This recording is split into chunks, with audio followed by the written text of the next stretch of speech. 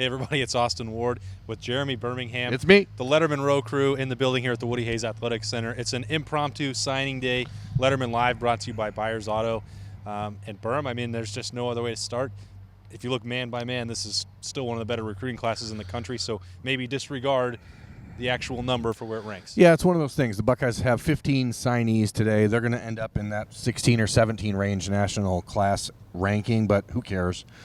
With everything that this program people care. Well, but you shouldn't care. Because the numbers are what takes it down. If the Buckeyes had signed 26 guys today like Michigan had, if they're at that same level, it's a top 2 or 3 class in the country, as you'd expect, which is incredible when you think about everything that this program has gone through in the last 5 months.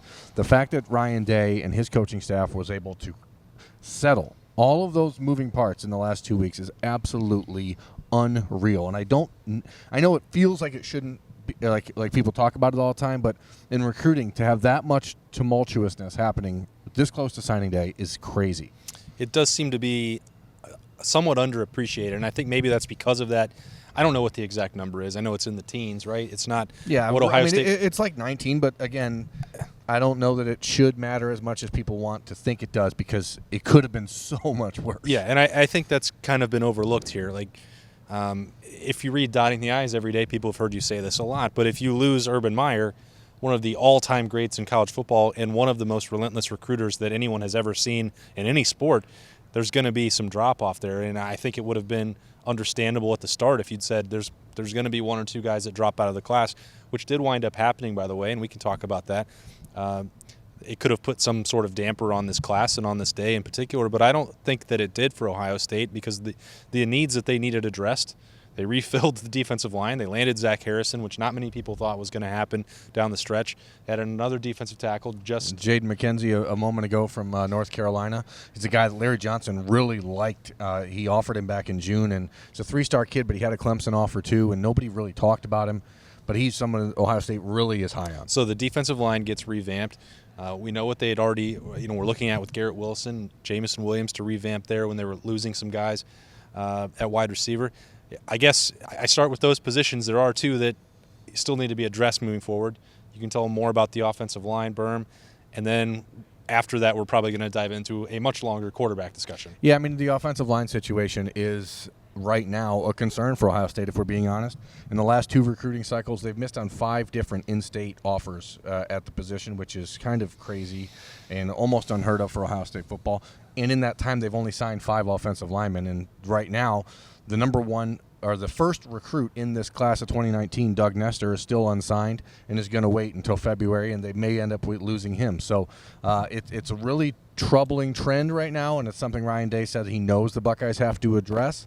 How they do that, whether that's a change with Greg Studrara or whether that's a complete overhaul in philosophy of recruiting the position, I don't know. But I know it's frustrating for Buckeye fans to watch as Michigan signs 7 offensive linemen today, and 2 of them are from Ohio, and you wonder how that happens. That's a major concern. The Buckeyes only have 11 scholarship offensive linemen on the roster next year if Michael Jordan leaves for the NFL, and that is a huge concern. And obviously, priority 1 into the February signing day is finding a way to retain Doug Nestor. And some of these guys, when you talk about retaining, it's going to come down to who elects to stick around with Ohio State. You talked about Michael Jordan. That is this is signing day, but that is a key decision that's going to be looming in a couple weeks. I know the feeling within the Woody Hayes Athletic Center, having just talked to some people about it today, is that Jordan is going to come back. He could go either way, though. We're going to wait and see what happens there in the Rose Bowl. Even if Mike leaves, there's still 3 new starters necessary on the offensive line next year, and potentially 4 if he goes. So it's obviously a concern.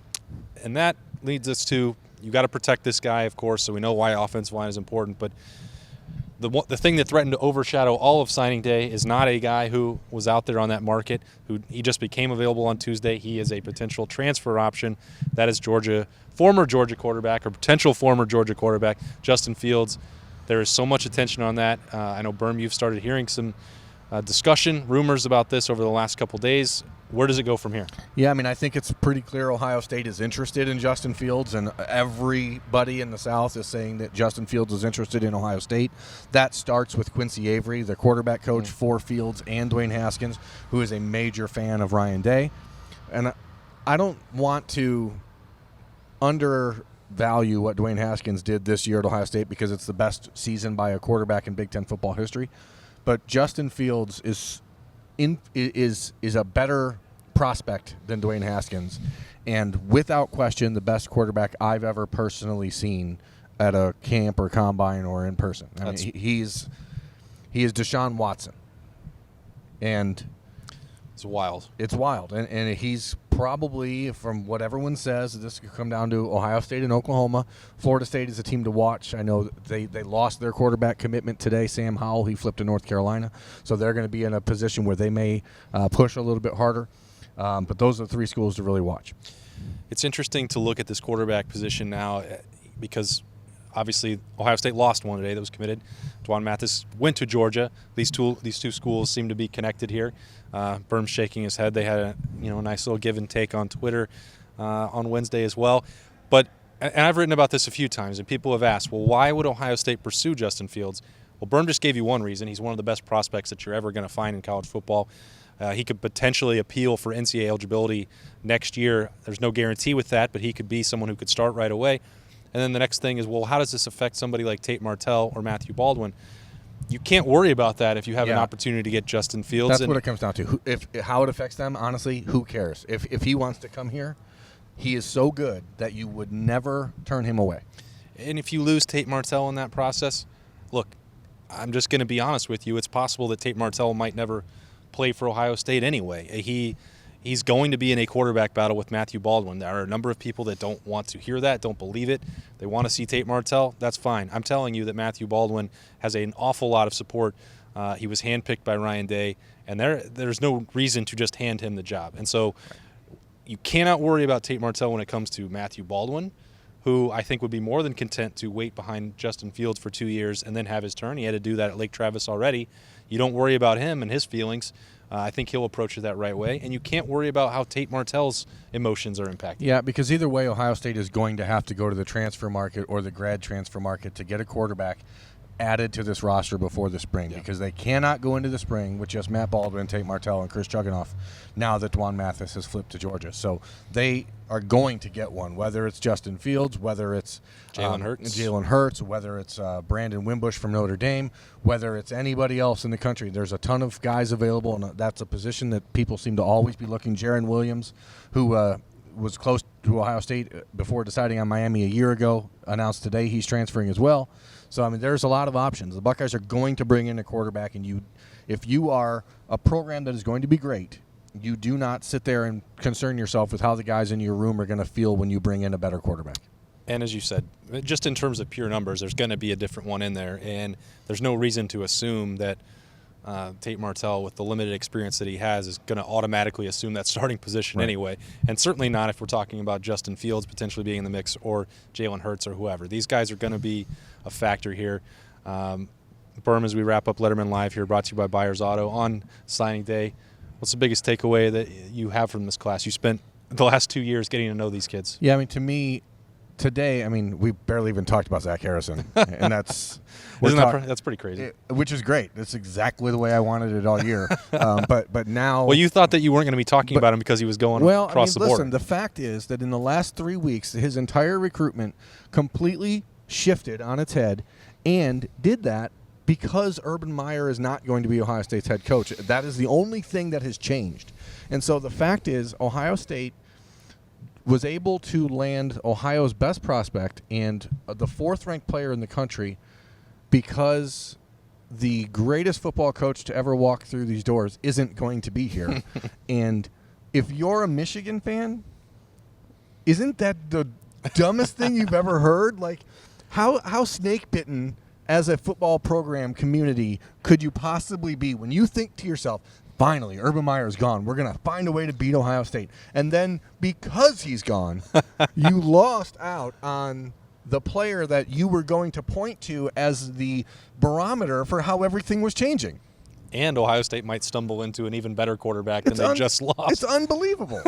Like that is, I mean, well, there is another thing that changed, and that's 62-39. Well, 62-39 happened, and there's no doubt that played a part, because that is an underlying theme, which is to say, hey, I've seen this my whole life. I was told this is the year it was going to be different. I was told this is when it's going to change. And then, well, It didn't. It didn't change. I still consider that game an 80-20 final in my head, and I'm going to continue to do that. So, it was a plus or minus 62-39. Right. The reality is today's takeaway is Larry Johnson is really good at his job, and the Buckeyes are lucky to have him.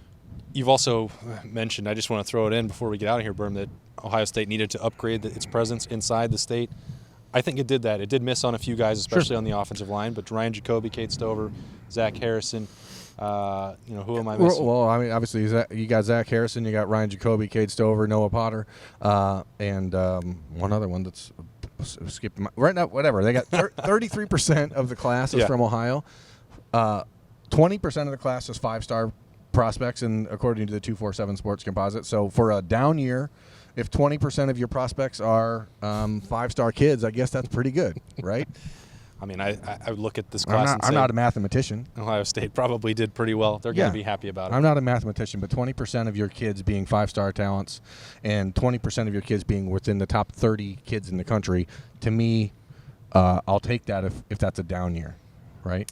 It does help, as I've told you before, that you're following up the two best classes in school history. So even if there's not a lot of room to go, I think it ain't terrible. Things are probably working pretty well, trending in the right direction. He's Jeremy Birmingham. I'm Austin Ward. This has been it's been a full national signing day. Ryan Day's first. He's going to have a good night's sleep, I think, tonight. Yep. And then we'll be heading to the Granddaddy of them all here at Letterman Row next week. See you in Pasadena. We're heading to Pasadena for the Rose Bowl. So for Birm, I'm Austin. We'll see you next time on Letterman Live, Later, brought to you by y'all. Byers Auto.